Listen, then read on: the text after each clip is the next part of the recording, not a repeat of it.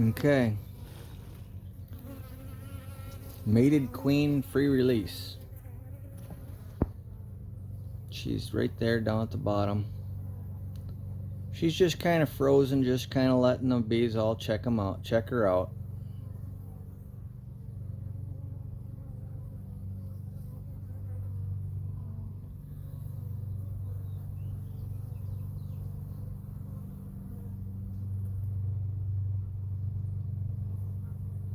I have an interesting story about this hive that I have her in, and I'll tell you that story in a second.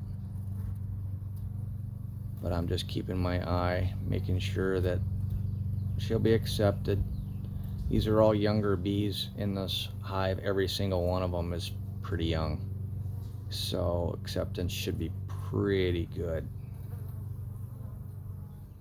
She stuck her abdomen in a cell to protect it from getting stung a little bit.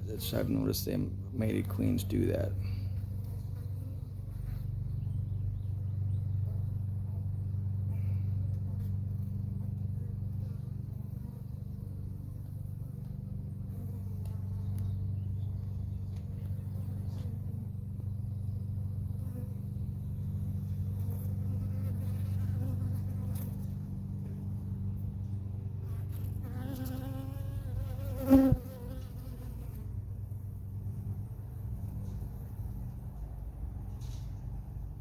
I have to be Johnny on the spot just in case they decide to ball her. You just never know what's going to happen. She's a good-looking queen.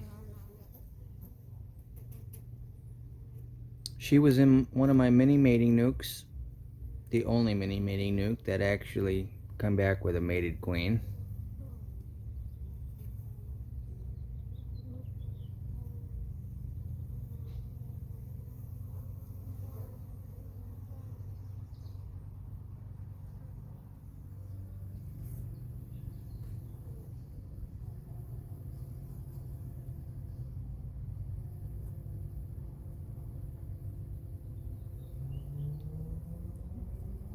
She dips her abdomen way in the cells. I don't know why they do that. I guess it's to protect it from getting stung or whatever. I don't know.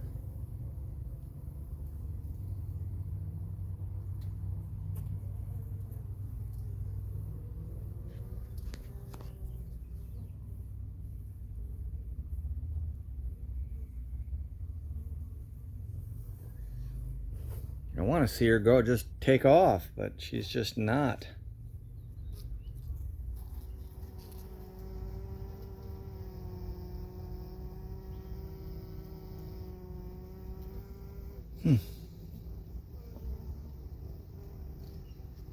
Well,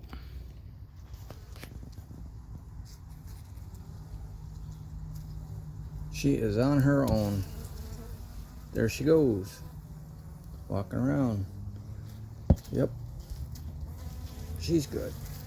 So now she's doing what she's supposed to do. She's walking around, exciting everybody.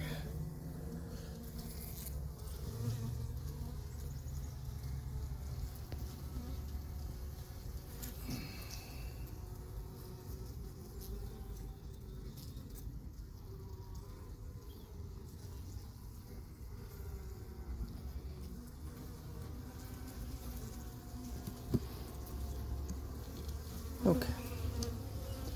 Well, there we go. So here's the backstory about this hive, and most of you will probably not believe me, but there's plenty of bees in this in this colony.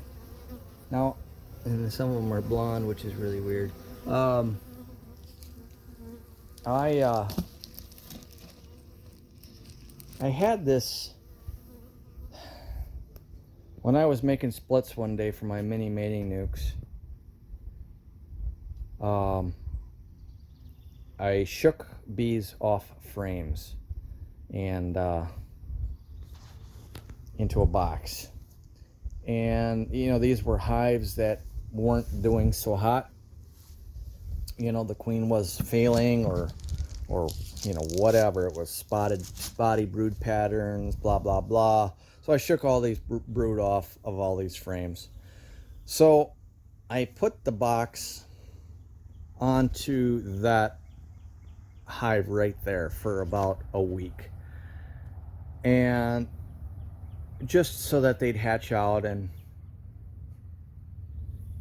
go into that nuke and become part of that nuke. Well, apparently a lot of the brood were just recently capped, so it was taking a long time, and in the process that hive right there was putting all of its nectar up into that second box, which I did not want them to do. They were backfilling all the cells, open cells, with nectar. I didn't want that because I don't want, honey going into that second box. I want it going into my honey supers. So after, like I said, a week, 10 days, I can't remember how long it was, I said, screw it, and I pulled the box off and I set it on the ground right there. I set the box, I shook off all the bees.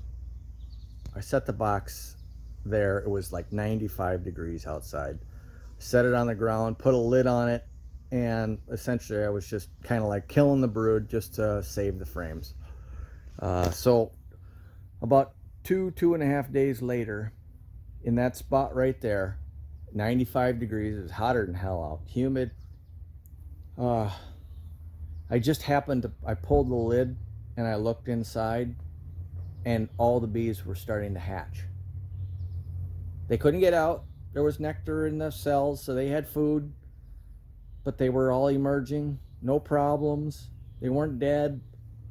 The ground had kept it cool enough, because I just set it right on the ground. The ground had kept it cool enough so that when it on 95-degree days, it didn't get so hot, but it stayed humid enough to make a good incubator for those bees. So I just picked up the box and set it right here, and that was a week ago. And the bees have been hatching ever since, and they didn't have a queen, obviously, and so I've been struggling to get it a queen, because all my grafted cells came from either that hive or that hive over there, so I didn't want to put a grafted cell of a queen in here to get mated in this yard, because it would have been a poorly mated queen. So I went over to the nuke yard at the farm, and one of my only mini mating nukes that produced a queen this year, and it was a good laying queen. She was a good looking queen, big queen, and I pulled her, yanked her this afternoon, brought her over here, and just released her into this box. And now they have a good laying queen in a box that should be dead, but it lived. Bees are amazing creatures, absolutely amazing. That's the story behind this hive.